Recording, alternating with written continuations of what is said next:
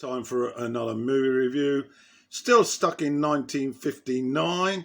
This is Last Train from Gunhill. It's directed by John Sturgis. The screenplay was by James Poe from a story by Les Crutchfield called Showdown. And the production is by Hal Wallace. And in the cast, the lead role, Kirk Douglas is Marshal Matt Morgan. Anthony Quinn plays his friend from way back, Craig Belden. Carolyn Jones is Linda. We've got Earl Holliman, who plays Rick Belden, Craig's son. Brad Dexter is Abiro.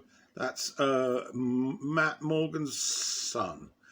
And we also got Ziva Rodan, who plays Catherine Morgan. And there's a few other sundry supporting acts.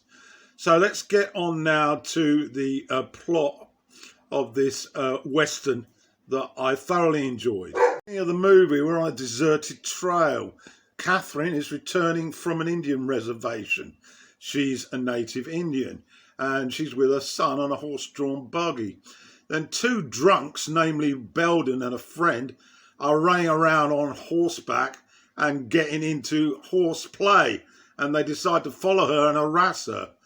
This leads to a clearing where they then start to verbally abuse her, and she replies by using the whip and whiplashes Rick and creates a slight wound on his face with blood showing, and on the cheekbone, that is.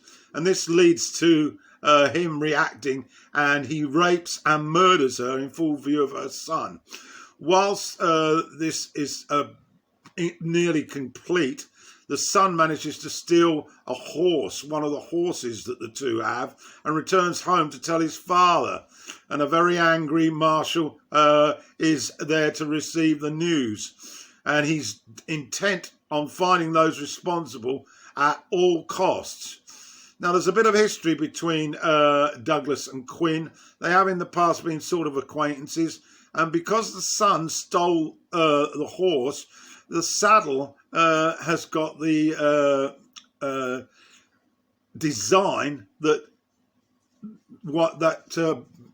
Craig Belden uses on his horses. So it's quite clear that somebody from that family or from that business was involved in the rape and murder. So what happens? Of course, Douglas decides that he's going to return the saddle, and he goes straight to the ranch where Belden explains the circumstances.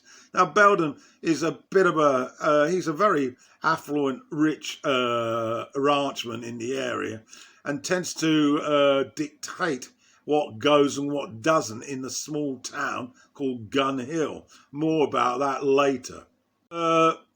Quinn appears initially very sympathetic to the loss of the Marshal's wife, but he's not prepared to accept that his son could possibly be responsible, irrespective of the returning of the saddle, which he acknowledges is his ownership.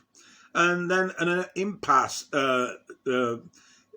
is created, and Quinn then tries to maneuver some safe ground for his son. And the boy must be handed over. That's the feeling of the Marshal Morgan, and justice must seem to prevail.